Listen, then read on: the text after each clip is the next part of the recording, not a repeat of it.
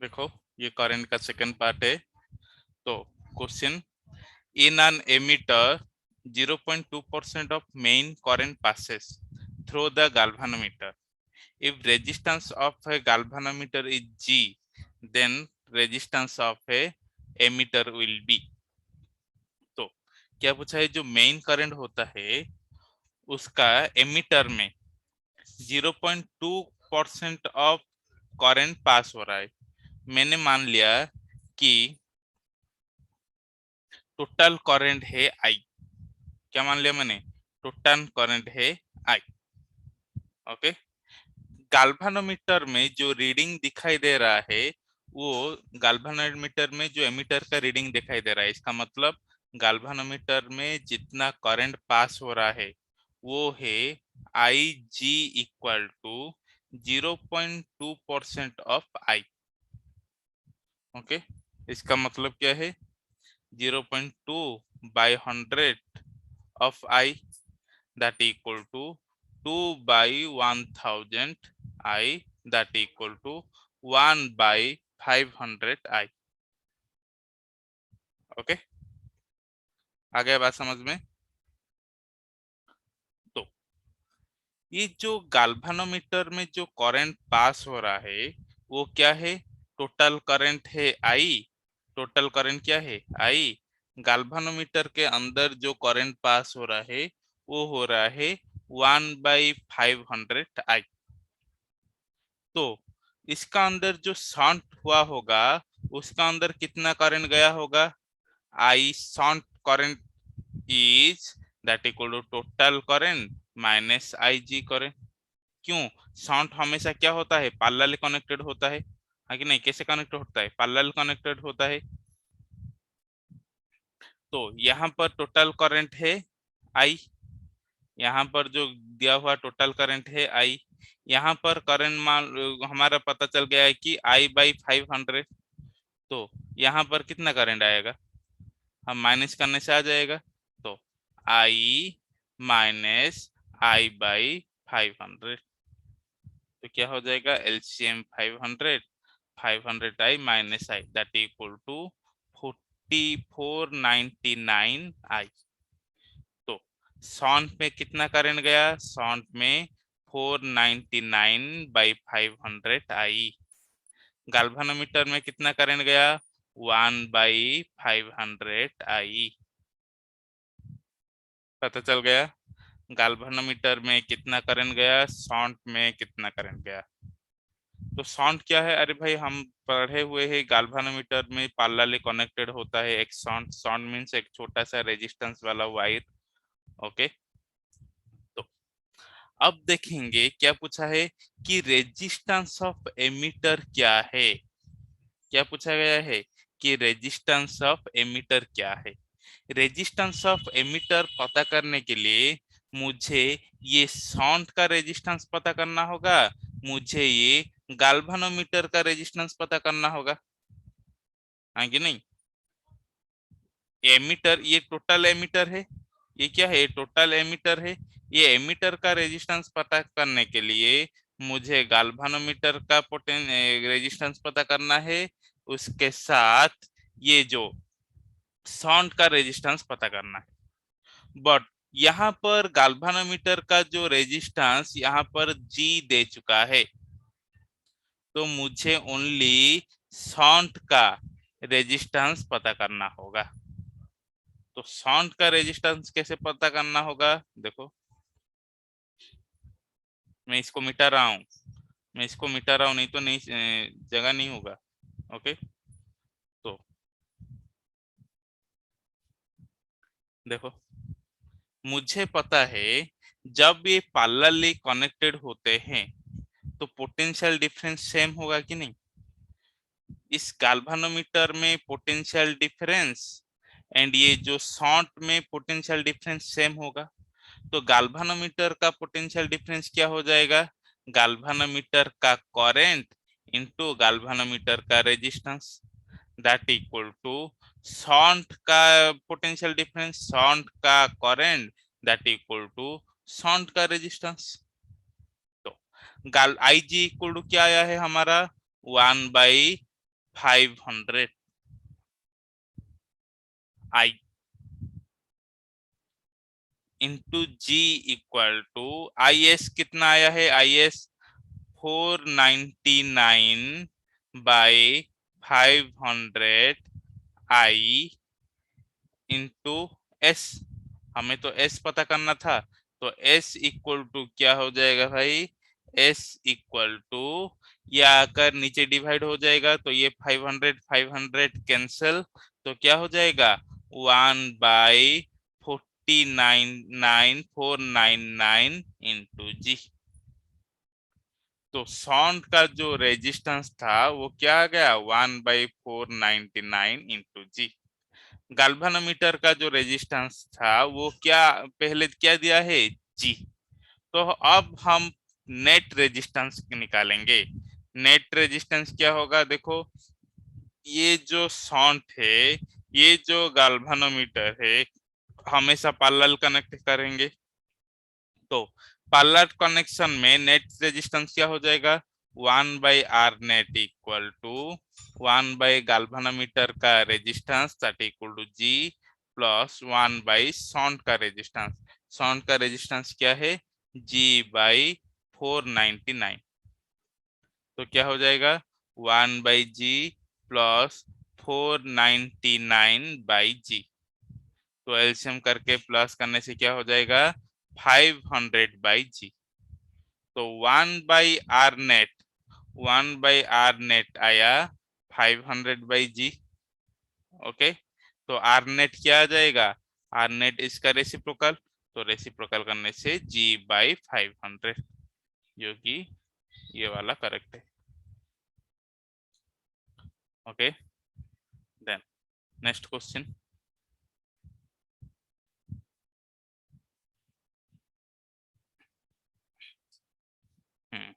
ये वाला बहुत इंपॉर्टेंट क्वेश्चन है, इसको ध्यान से देखना, अच्छे से समझना।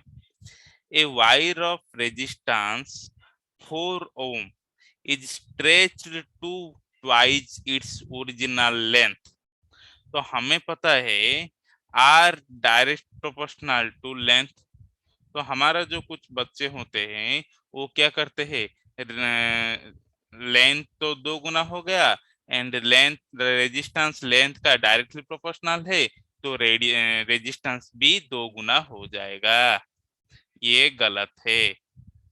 अरे भाई एक वायर को, ये मान लो एक वायर है, एक वायर को मैंने स्ट्रेच किया, एक वायर को मैंने स्ट्रेच किया, तो इसका क्रॉस से ये पतला भी तो हो जाएगा। ये एक मोटा वायर है, मोटा वायर को मैंने स्ट्रेच किया, स्ट्रेच करके इसको बड़ा कर लिया, तो स्ट्रेच करने से ये जो मोटा था ये पतला भी तो हो जाएगा ना, तो इसका एरिया भी तो घटेगा ना।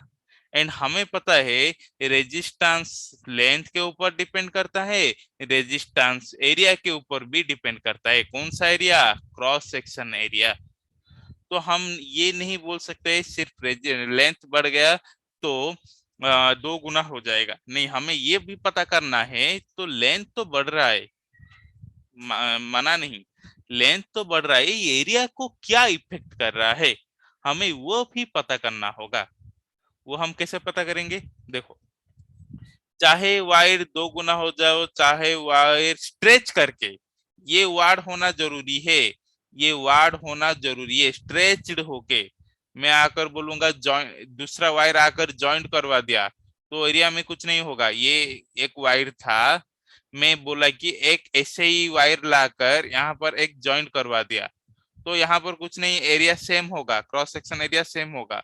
बट जब स्ट्रेच्ड हुआ है, कोई भी वायर स्ट्रेच्ड होकर ट्वाइस हो गया, कोई भी वायर स्ट्रेच्ड होकर थ्राइस हो गया, तो हमें ये याद रखना होगा कि वॉल्यूम कांस्टेंट, वॉल्यूम कांस्टेंट। इसका मतलब पहले जो ये वायर था इसको मैंने स्ट्रेच करके लंबा करवा दिया, तो ये मोटा था, ये क्या हो गया, पतला हो गया। तो ये क्यों, क्योंकि ये दोनों पहल इनिशियल केस में, दिस केस में वॉल्यूम जितने थे बाद में भी वॉल्यूम उतना ही रहने वाला है। तो वो अपना वॉल्यूम कांस्टेंट को मेंटेन कर रहा है। तो मुझे पता नहीं, एक वायर था पहला कंडीशन में फर्स्ट कंडीशन में एक वायर था जिसका लेंथ था L, जिसका एरिया था A, तो जिसका रेजिस्टेंस हो गया क्या, rho L by A that equal to 4 ohm. Question में दिया है a wire of resistance 4 ohm, है कि नहीं। तो मैंने मान लिया एक वायर था जिसका लेंथ L, जिसका cross section area A and उसका रेजिस्टेंस हो गया 4 ओम। तो एक वायर स्ट्रेच्ड हो गया, स्ट्रेच हो जाने से मान लो इसका रेजिस्टेंस R डैश है, उसका रेजिस्टिव सेम मटेरियल है, मटेरियल सेम है तो रेजिस्टिविटी कुछ भी नहीं चेंज होगा। लेंथ जो था वो L डैश हो गया, एरिया जो था A डैश हो गया, ये हमें पूछा है। ओके, तो चलो देखो, तो लेंथ क्या हो गया, लेंथ हो गया L डैश क्या हो गया 2L हो गया, ट्वाइज हो गया। मुझे मैं क्या बताया हूं कि स्ट्रेच्ड वार्ड आ गया तो वॉल्यूम कांस्टेंट है, initial volume V, final volume V dash. Volume मतलब मैं ये बोल सकता हूं volume equal to area into length, volume equal to area into length में बोल सकता हूं। तो इसका जब प्राइमरी कंडीशन में, जब फर्स्ट कंडीशन में लेंथ क्या था L था, एरिया क्या था A था।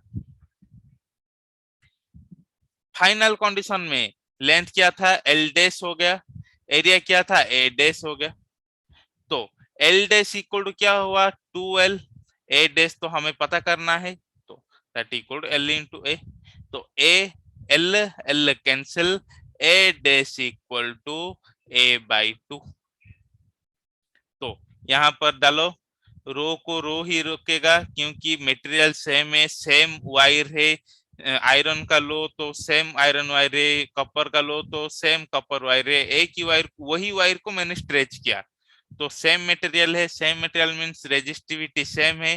एल डैश, एल डैश क्या हो गया 2L,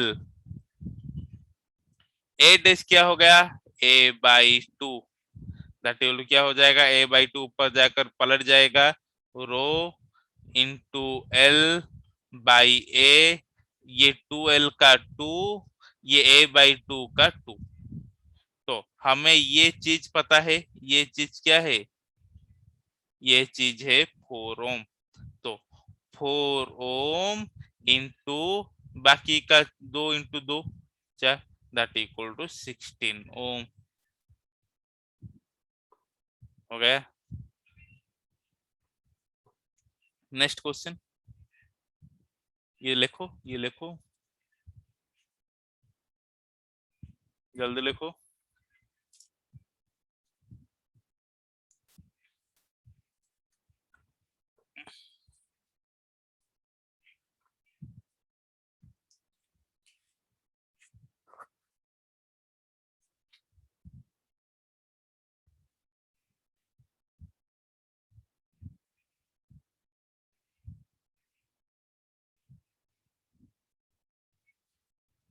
Then, देखो, an internal resistance of a 2.1 volt cell which gives a current 0.2 ampere through a resistance of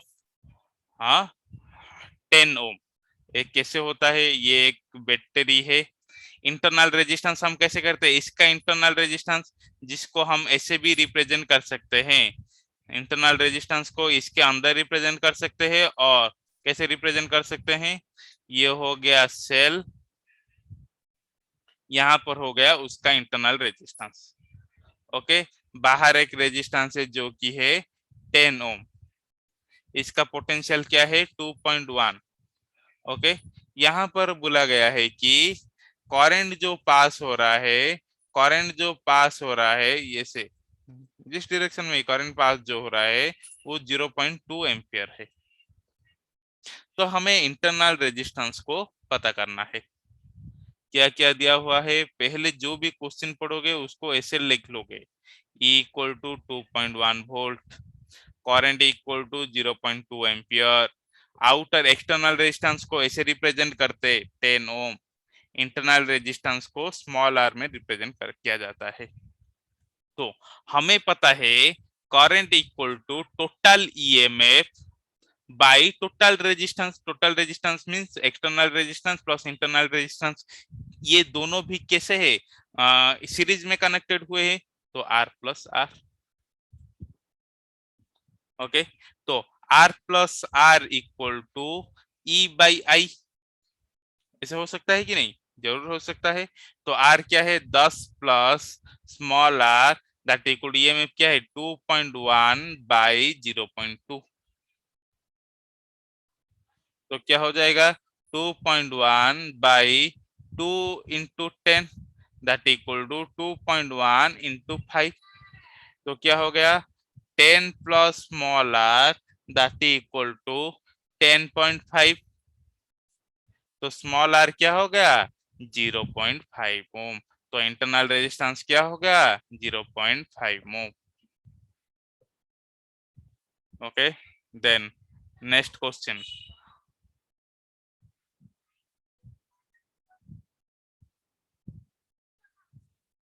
ये सिर्फ इतना ज्यादा है, बट मैं बोला था पहले ही बोला था, जो जो क्वेश्चन बहुत ज्यादा होता है, बहुत बड़ा होता है, उनका जो सॉल्विंग का उतना ही छोटा होता है।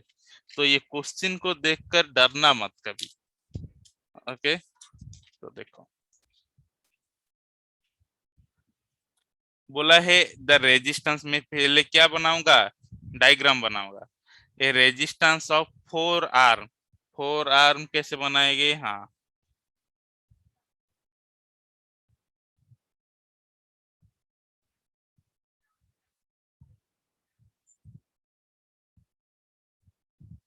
हो गया 4 आर्म, एक है पी और एक है क्यू, एक है आर, एक है एस। ओके, पी जो है पी जो है 10 ओम है, क्यू जो है 30 ओम है, आर जो है 30 ओम है, एस जो है 90 ओम है। Okay, the EMF and internal resistance of the cell, एक सेल को कनेक्ट किया गया है यहाँ पर, एक सेल को कनेक्टेड किया गया है। तो ये जो ईएमएफ है, इस सेल का जो ईएमएफ है ये है 7 वोल्ट। एंड इसका जो इंटरनल रेजिस्टेंस है ये है, इंटरनल रेजिस्टेंस क्या है 5 ओम। इंटरनल रेजिस्टेंस मैंने यहाँ पर डाल देता हूँ इस सेल का, तो ये हो गया 5 ओम। ओके, आ गया बात समझ में?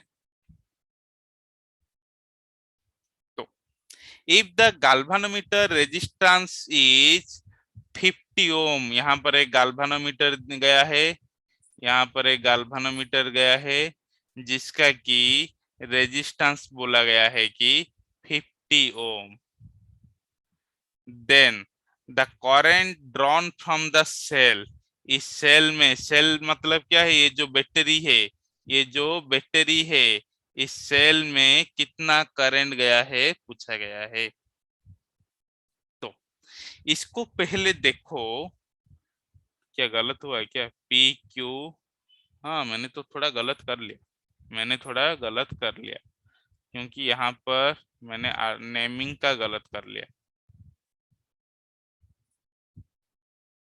पी क्यू क्या है, पी है 10 ओम, क्यू है 30 ohm, R P Q R S ये है 30 ओम। ओके, यहाँ पर लिख लेता हूँ, ये है 90 ओम। तो मुझे बताओ ये पी क्यू आर एस को देखते वक्त तुम्हें क्या लग रहा है? लग रहा है कि ये एक व्हीटस्टोन ब्रिज है। क्यों? जब Q बाई पी का ratio that equal S by R का रेशियो होगा, वो एक व्हीटस्टोन ब्रिज बन जाएगा। तो रेशियो क्या है 30/10 दैट इक्वल टू 90/30। तो 3/1 दैट इक्वल टू 3/1, तो रेशियो बराबर है, तो एक व्हीटस्टोन ब्रिज बन जाएगा। व्हीटस्टोन ब्रिज बनने का मतलब क्या है, यहाँ पर करंट पास नहीं होगा, गाल्वानोमीटर डिटेक्शन नहीं होगा, डिटेक्टर नहीं होगा, वाइब्रेट नहीं होगा, इसका मतलब इसके अंदर करंट नहीं जा पा रहा है। तो इसके अंदर करंट नहीं जा पा रहा है, तो इसका मतलब क्या, इसका नेट रेजिस्टेंस क्या हो जाएगा। क्यों यहाँ पर करंट पूछा है, तो हमें पता है कि वोल्ट क्या है, टोटल ईएमएफ है 7 वोल्ट। हम जब टोटल रेजिस्टेंस निकल देंगे, निकल निकल पाएंगे, तो करंट भी पता चल जाएगा। क्यों, V equal to I R, तो I equal to V by R. तो पोटेंशियल तो हमें पहले से ही पता है, तो नेट रेजिस्टेंस पता करना होगा। तो एक व्हीटस्टोन ब्रिज में नेट रेजिस्टेंस कैसे पता करेंगे, एक व्हीटस्टोन ब्रिज में नेट रेजिस्टेंस कैसे पता करेंगे। तो जब एक ये व्हीटस्टोन ब्रिज बन जाएगा, यहाँ पर करंट नहीं आ पाएगा, तो इसका जो रेजिस्टेंस हमको कैलकुलेट नहीं करना है। इसका जो रेजिस्टेंस है हमें उसको कैलकुलेट नहीं करना है, बस हमें ये देखेंगे कि P एंड Q क्या है, पैरेलल है। P एंड Q सीरीज है, R&S सीरीज है, ये दोनों आपस में क्या है, पैरेलल है। तो पी क्यू को मैं ऐसे एक रेजिस्टेंस बता सकता हूं, क्योंकि ये दोनों सीरीज में है, तो क्या हो गया 40 ओम। फिर से आर एस को मैं एक ऐसे एक रेजिस्टेंस में पता कर सकता हूं, क्योंकि ये दोनों भी सीरीज है, तो आर एस क्या है 90 प्लस 30 दैट इक्वल 120। तो ये दोनों क्या है, पैरेलल है। ये दोनों जब पैरेलल है तो क्या हो जाएगा, 1/R net equal to 1/R net equal to क्या हो जाएगा, 1/40 प्लस 1/120 हो गया। तो ऐसे ये हमेशा एलसीएम लेकर एलसीएम डालकर ऐसे हम नहीं निकालने वाले हैं। तो जब ये R1 एंड R2 दोनों पैरेलल में होगा, तो आर नेट का फॉर्मूला याद रखो, R1 into R2 by R1 plus R2। ऐसे करने से जो आएगा, ऐसे भी करने से वो आएगा। बट हम एक मेडिकल स्टूडेंट है, मेडिकल प्रिपेयर करने वाले हैं, तो हम डायरेक्ट इसे यूज करना चाहिए, ना कि बच्चों की तरह फिर से एलसीएम निकालो प्लस करो, फिर से 1/R नेट का रेसिप्रोकल निकाल के आर नेट निकालो, ऐसे नहीं, डायरेक्ट ये फॉर्मूला। तो R1 इंटू R2 क्या हो जाएगा, 40 into 120 by 40 plus 120 that equal to 160। तो क्या हो जाएगा 30 ओम। तो ये जो व्हीटस्टोन ब्रिज निकला, ये जो व्हीटस्टोन ब्रिज का ये जो व्हीटस्टोन ब्रिज निकला, ये जो व्हीटस्टोन ब्रिज का जो नेट रेजिस्टेंस था, ये था 30 ओम व्हीटस्टोन ब्रिज का। ये व्हीटस्टोन ब्रिज का जो नेट रेजिस्टेंस निकला क्या था, वो था 30 ओम। ओके, समझ में आया, समझ में आया कि नहीं। ये जो टोटल व्हीटस्टोन ब्रिज का नेट रेजिस्टेंस निकला, वो हमारा निकला 30 ओम। यहाँ पर एक इंटरनल रेजिस्टेंस है, दिखाई दे रहा है आपको, यहाँ पर और एक इंटरनल रेजिस्टेंस है। तो ये जो इंटरनल रेजिस्टेंस है, ये भी तो क्या सीरीज में कनेक्टेड हुई कि नहीं। तो ये हो गया व्हीटस्टोन ब्रिज का 30 ओम, ये रहा सेल का internal resistance that equal two plus 5 ओम। तो नेट रेजिस्टेंस हो गया 35 ओम। आ गया बात समझ में, आ गया बात समझ में। तो हमें अब क्या करना है, अब हमें अब करंट पता करना है। तो करंट कैसे पता होगा, I equal to V by R. तो I इक्वल टू V क्या है 7 वोल्ट, टोटल रेजिस्टेंस क्या है 35। तो क्या हो जाएगा 1/5, 1/5 का मतलब 0.2 एम्पियर। ओके, देखो अच्छे से देखो, बहुत अच्छा क्वेश्चन है। क्वेश्चन का कुछ भी बुराई नहीं, कोई नहीं कर सकता। ओके, बस तुम्हारा समझना काफी है। एक बार नहीं समझ रहा है तो दूसरी बार देखो, तीसरी बार देखो, बट समझो।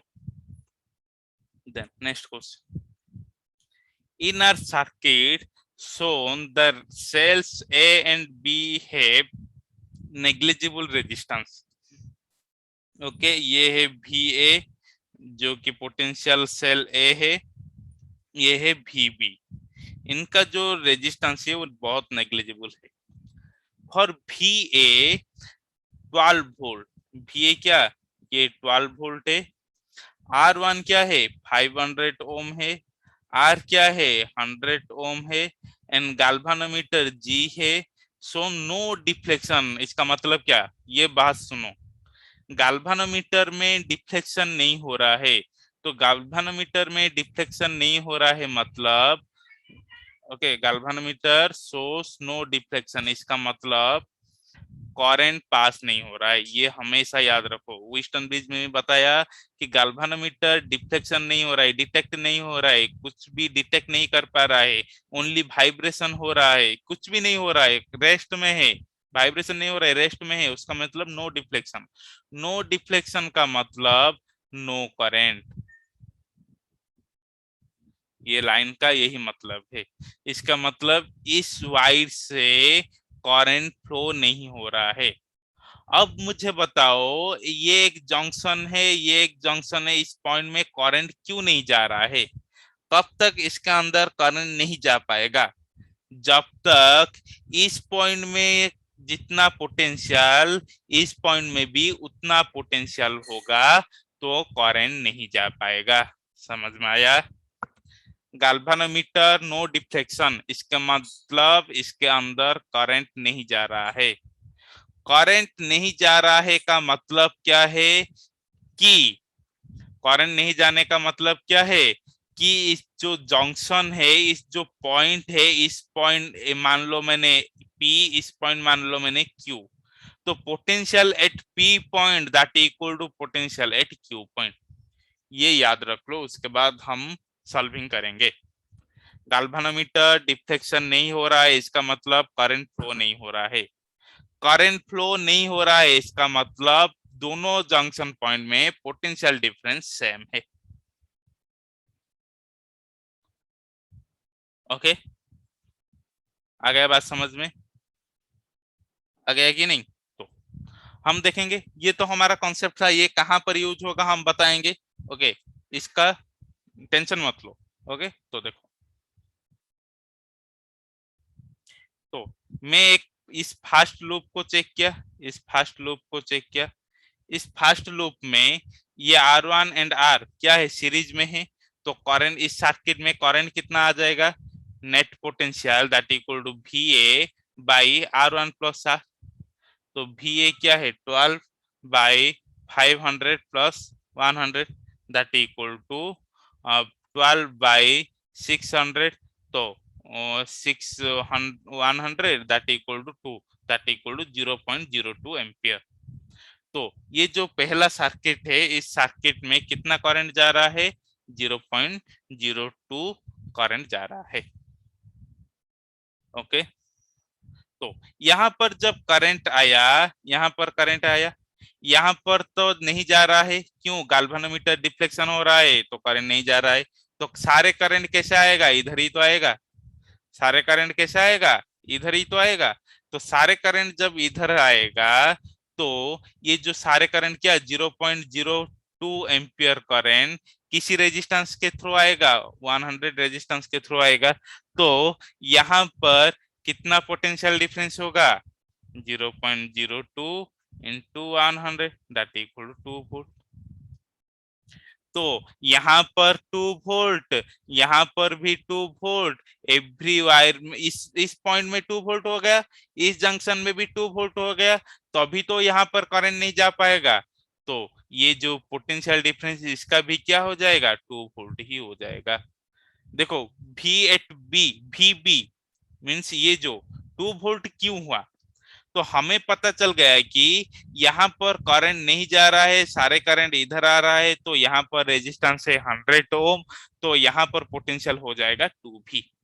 मैं अभी बताया था यहाँ पर करंट क्यों नहीं जा रहा है, करंट जाने का नहीं जाने का मतलब क्या है कि इसका जो दो जंक्शन पॉइंट है, इस जंक्शन पॉइंट में पोटेंशियल डिफरेंस सेम है। बताया अभी। तो पोटेंशियल डिफरेंस सेम है, दैट मींस यहाँ पर 2 वोल्ट होगा, इस जंक्शन में भी 2 वोल्ट होगा, इसलिए तो ये करंट नहीं जा रहा है। एंड यहाँ पर कोई भी रेजिस्टेंस नहीं है, तो एवरी पॉइंट में क्या होगा, 2 वोल्ट होगा। तो इस पोटेंशियल सेल में भी क्या होगा, 2 वोल्ट। आ गया बात समझ में?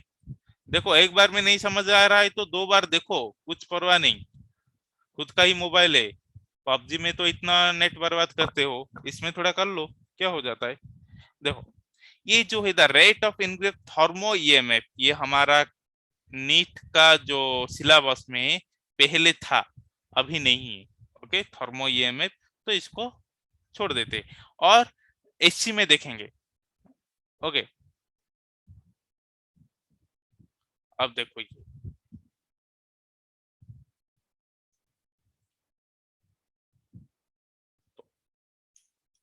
एक करंट, क्या बोला है, एक current of 2 ampere flows through a 2 ohm resistor when connected across a battery.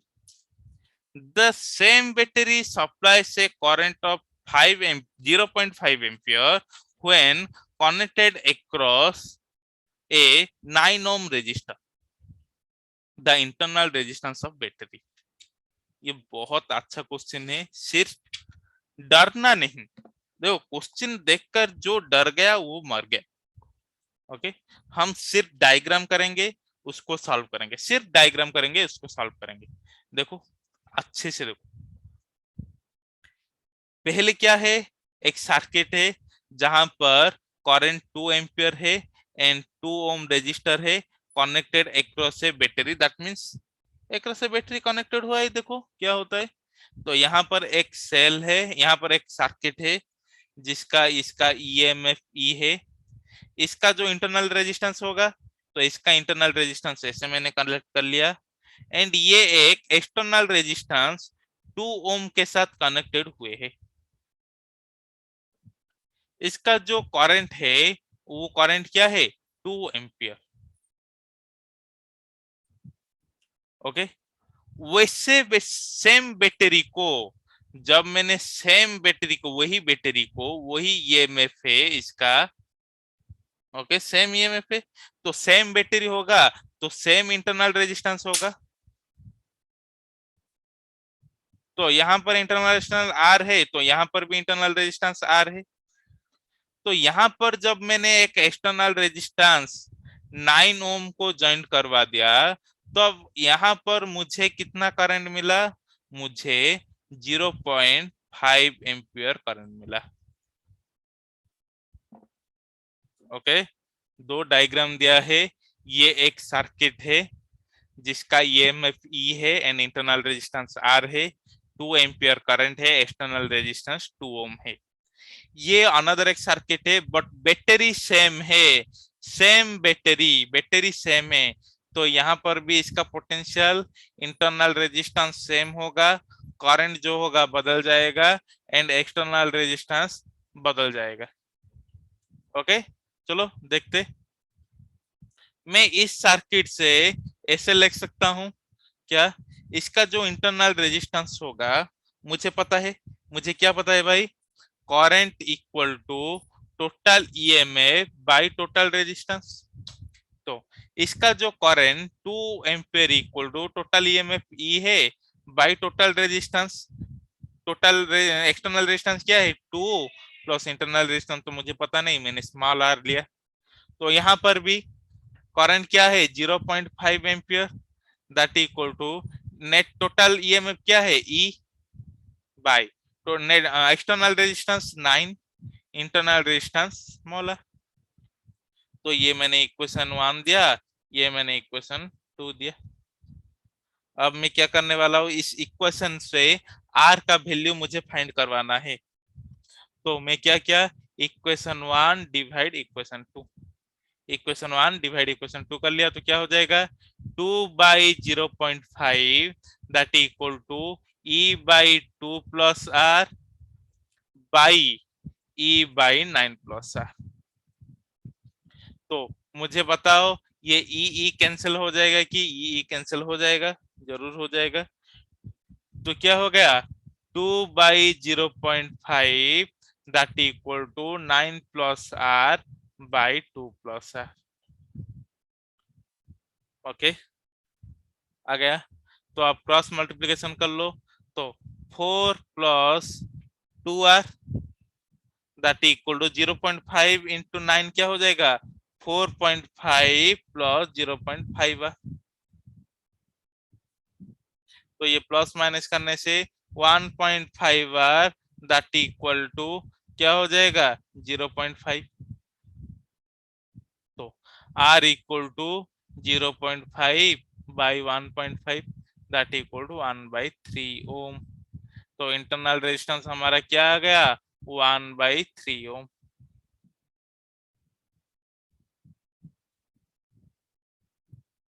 Okay, next question.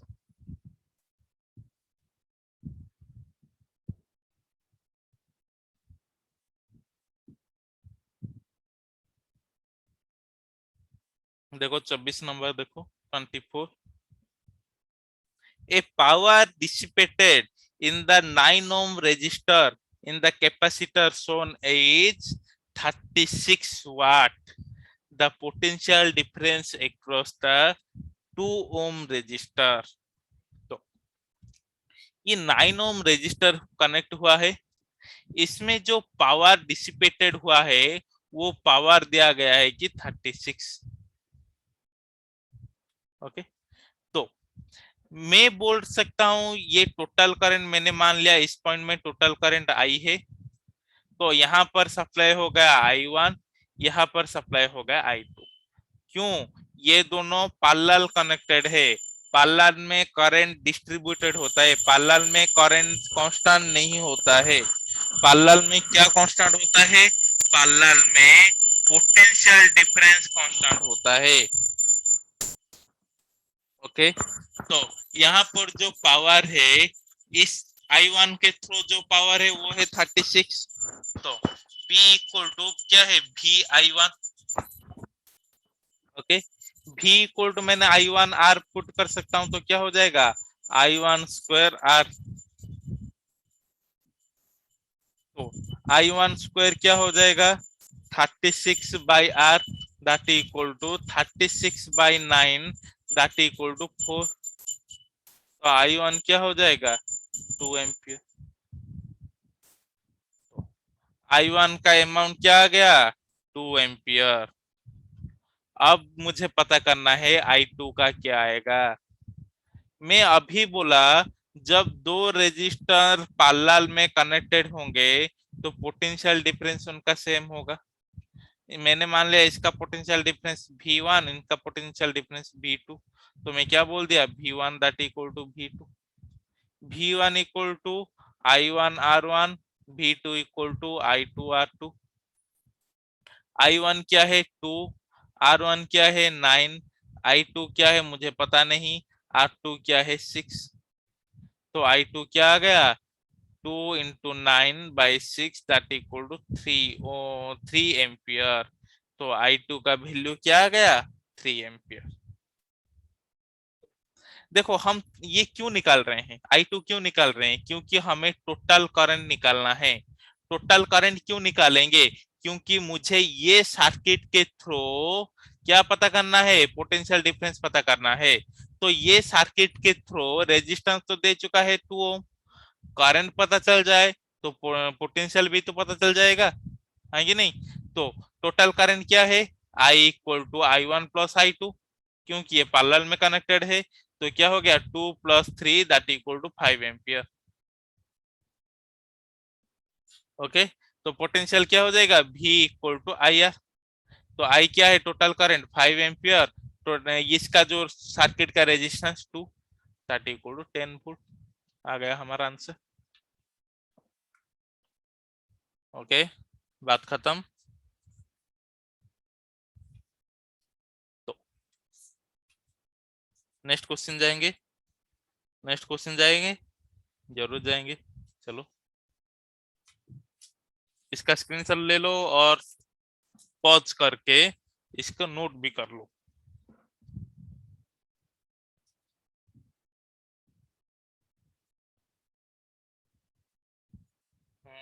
आ गया मीटर ब्रिज। क्या आ गया? मीटर ब्रिज का कॉन्सेप्ट आ गया। तो the resistance in the 2R of the meter bridge are 5 ohm and R ohm respectively. When the resistance R is shunted with an equal resistance, the new balance point is at 1.6 L1. Okay, तो यहाँ पर हमें और एक diagram करना है। पहले इस डायग्राम से क्या निकल रहा है, देखो क्या बोला है, एक रेजिस्टेंस है जिसका 2 आर्म है, एक है 5 ओम, एक है आर ओम। यहाँ पर जो बैलेंस पॉइंट है ये यहाँ है। तो इस डायग्राम को देखकर मीटर ब्रिज में बैलेंस पॉइंट हम कैसे निकालेंगे? दैट इक्वल टू रेजिस्टेंस का ratio, that equal to length का रेशियो। यहाँ पर length L1 by 100 minus L1। इस डायग्राम से हमें ये मिल गया। समझ में आया? समझ में आया? देखो ये बहुत अच्छा क्वेश्चन है, बहुत अच्छा क्वेश्चन है। कि बोल रहा है कि एक मीटर ब्रिज में 5 ओम एंड आर ओम का एक रेजिस्टेंस है।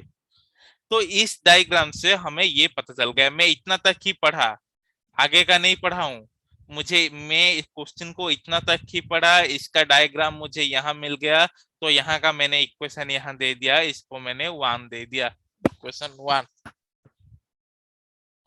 ओके, इसको और मैं क्या बोल सकता हूँ, इसको मैं ऐसे लिख सकता हूँ, देखो इक्वेशन 1 तो नहीं, इसको मैं सजा लूंगा 5/L1 that equal to R by 100 minus L1। इसको मैंने इक्वेशन 1 दे दिया।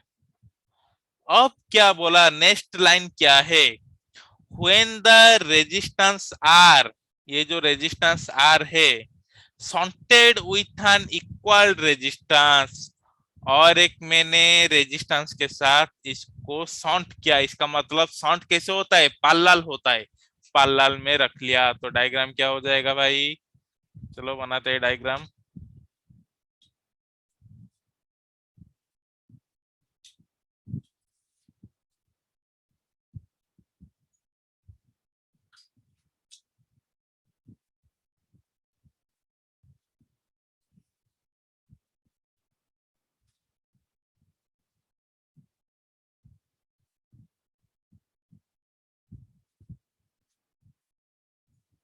ओके, ये है 5 ओम, ये जो रेजिस्टेंस था पहले का रेजिस्टेंस, इसके साथ दूसरा रेजिस्टेंस क्या किया गया? शॉर्ट किया गया, पैरेलली कनेक्ट कर किया गया।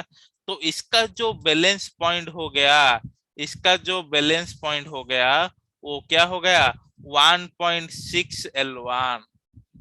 तो इसका जो लेंथ है ये था 1.6 L1, ये 1.6 L1 हो जाएगा। तो इसका लेंथ क्या हो जाएगा? इसका लेंथ हो जाएगा 100 माइनस 1.6 L1। ओके, तो यहाँ पर R, इसका जो नेट रेजिस्टेंस क्या हो जाएगा मुझे बताओ? एक रेजिस्टेंस R है, दूसरा रेजिस्टेंस R है, ये दोनों पैरेलल कनेक्ट कर रहे हैं, तो इसका नेट रेजिस्टेंस क्या हो जाएगा? R/2 तो हो जाएगा। तो मुझे ये मीटर ब्रिज से क्या इक्वेशन मिल जाएगा? 5 बाई इसका लेंथ क्या है? 1.6 L1 दैट इक्वल टू, इसका रेजिस्टेंस क्या है? R/2, R/2 by 100 minus 1.6 L1। इसका इक्वेशन 2। अब इक्वेशन 1 एंड इक्वेशन 2 को सॉल्व करवाएंगे। अब क्या इक्वेशन 1 इक्वेशन 2 को सॉल्व करेंगे। इक्वेशन 1 कैसा है पता चला? ये था इतना तक का सफर, ये था इतना तक का सफर। मीटर ब्रिज में क्या होता है? रेजिस्टेंस का रेशियो बराबर लेंथ का रेशियो, ये पहला बात। तो इस डायग्राम से मुझे ये मिल गया। ये डायग्राम में क्या बोला कि अनदर रेजिस्टेंस सेम आर ओम यहाँ पर शंट करवा दिया गया। शंट मतलब पैरेलल कनेक्टेड करवा दिया गया, सॉरी। तो पैरेलल कनेक्टेड करवाने से क्या हो जाएगा? नेट रेजिस्टेंस क्या हो जाएगा? R/2 हो जाएगा। तो यहाँ पर मुझे डायग्राम से क्या मिल गया? ये इक्वेशन मिल गया। अब इक्वेशन 1 N2 को सॉल्व करेंगे। कैसे सॉल्व करेंगे देखो,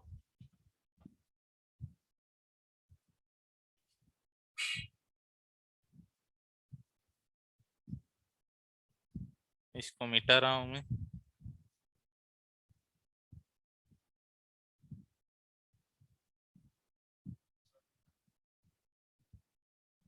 तो देखो equation 1, okay, equation 1 divide equation 2, तो क्या हो जाएगा, 5/L1, अच्छे से लिखते हैं, ओके, अच्छे से बनाते, 5/L1 by 5/1.6L1 that equal to R by R by 100 minus L1 by R by 2 into 100 minus 1.6L1।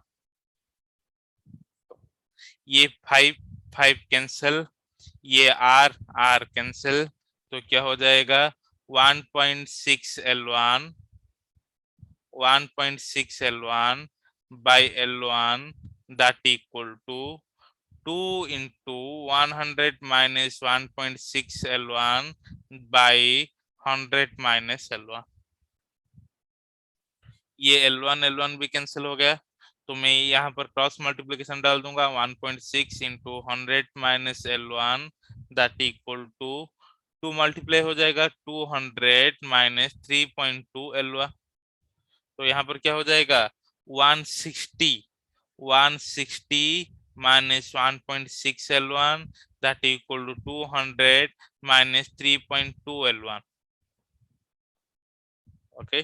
तो यहाँ पर ये प्लस माइनस यहाँ पर इधर आ जाएगा, तो क्या हो जाएगा 3.2 L1 minus 1.6 L1 that equal to 200 minus 160, okay. तो क्या हो जाएगा 1.6 L1 दैट इक्वल टू 40, तो L1 equal to 400/16 that equal to 25 metre.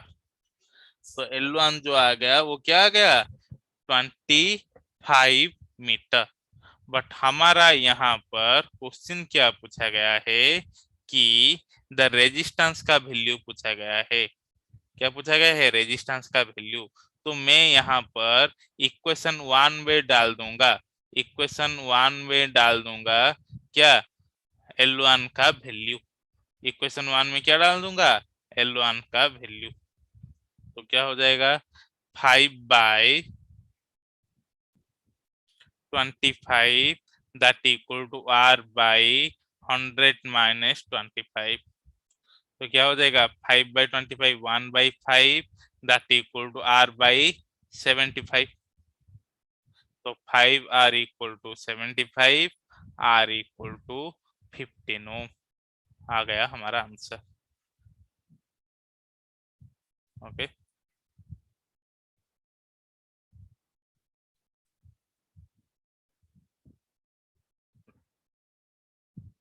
Then ये रहा आखिरी क्वेश्चन, लास्ट क्वेश्चन। 2 cities, 2 शहर, ओके, 150 किलोमीटर की दूरी पर है। क्या है 2 सिटी है जो कि 150 किलोमीटर की दूरी पर है। Electric power is sent from one city to another city through copper wire. The fall of potential per kilometre 8 volt, the average resistance per kilometre is 0.5 ohm. बहुत इजी है, पावर लॉस पूछा गया है, तो पावर लॉस इक्वल टू, देखो ये concept याद करना जरूरी है कि हम जो हमारा जो इलेक्ट्रिक सप्लाई हो रहा है एक सिटी से दूसरे सिटी से क्या टावर से कनेक्ट होकर सप्लाई हो रहा है, तो एवरी डिस्टेंस में क्या होता है पावर लॉस होता है। क्यों, बहुत सारा फैक्टर है, सन राइज सन हीट के वजह से एक कॉज है, बहुत सारा रेडिएशन के वजह से बहुत सारा कॉज है कि करंट क्या हो रहा है, लॉस हो रहा है। हम यहाँ पर 1 किलो यूनिट दे रहे हैं, तो ये हमारा उड़ीसा है, वो आंध्र प्रदेश पर 1 किलो यूनिट नहीं पहुंच रहा होगा, 0.9 किलो यूनिट पहुंच रहा होगा।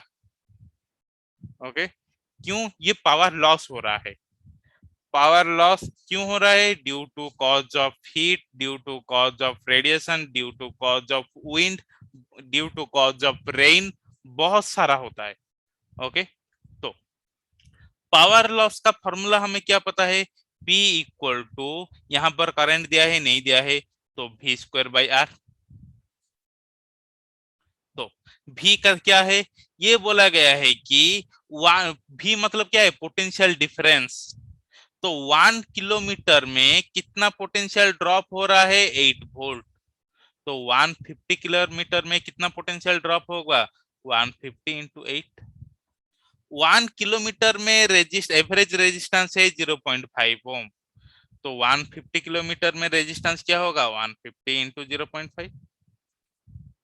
हाँ कि नहीं? तो P equal to V²। V क्या है? 150 × 8 का होल स्क्वायर बाय रेजिस्टेंस क्या है? 150 × 0.5। क्या होगा? 150 × 8, दैट इंटू 150 × 8 बाय 150 × 0.5। तो 150 कैंसिल, तो क्या हो जाएगा? 150 × 8 64 बाई 0.5। 60 बाई 0.5 क्या हो जाएगा? इंटू 2 हो जाएगा कि नहीं? अरे इसमें क्या गलत है भाई?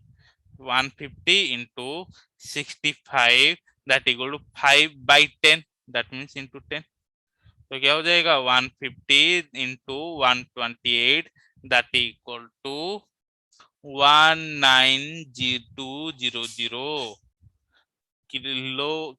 यह क्या है? वाट है। क्या है ये? वाट है। ओके, तो किलोवाट कन्वर्ट करने से क्या हो जाएगा? क्या हो जाएगा? 19.2 किलोवाट। क्यों ये वाट क्यों आया? क्योंकि हम सब ने एसआई यूनिट लिए हैं। क्या लिए है? एसआई यूनिट लिए हैं। तो एसआई यूनिट लेने से क्या होता है? वाट आता है, तो किलोवाट। तो क्या हो जाएगा ये? सॉरी, ये तो वाट है, सॉरी, ये हो गया किलोवाट। ओके, आ गया बात समझ में? देन ये था लास्ट क्वेश्चन, आखिरी क्वेश्चन। तो a resistance R draws power P when connected to an AC source. If an inductance is now placed in series with the resistance such that the impedance of the circuit becomes Z. तो impedance क्या होता है? Net opposition होता है। तो impedance मैंने पहले ही बताया था, impedance of means resistance of resistor plus resistance of capacitor plus resistance of inductor. But यहाँ पर कैपेसिटर नहीं है, तो कैपेसिटर का रेजिस्टेंस हम 0 डाल देंगे। तो हमें ये बात इस क्वेश्चन पे जरूरत ही नहीं है। तो क्या जरूरत है भाई? देखो, पावर इक्वल टू क्या है? पावर इक्वल टू क्या है? आई आर एम एस का square into R. I R M S का क्या है? भी R M S square by R square into R. कब का? जब ओनली रेजिस्टेंस होगा, जब ओनली रेजिस्टेंस होगा। बट जब रेजिस्टेंस इंडक्टेंस दोनों हो जाएगा तो इम्पीडेंस चला आएगा। तो भी आर एम एस का स्क्वायर बाई जेड का स्क्वायर इंटू आर। क्यों? पावरलेस रेजिस्टेंस के थ्रू ही हो सकता है। ओके, तो नेट रेजिस्टेंस को मैंने क्या डाल दिया? यहाँ पर इम्पीडेंस डाल दिया। तो मैंने यहाँ पर दे दिया इसको पी डैश, इसको मैंने दे दिया पी। तो पी बाई पी डैश करवा दो और पी डैश बाई पी करवा दो, पी डैश बाई पी। तो क्या हो जाएगा? V R M S square by Z square into R by V R M S का square by R square into R. तो ये R cancel, V R M S square V R M S square cancel. तो क्या आ गया? P dash by P, P dash by P that equal to R square Z square. तो P dash equal to P into R square Z square. यह आ गया तुम्हारा current chapter. Okay, next chapter और एक देखेंगे, नेक्स्ट कॉन्सेप्ट। ओके, देन इसको note कर लो, बाद में मिलेंगे, नेक्स्ट क्लास में मिलेंगे। Thank you so much.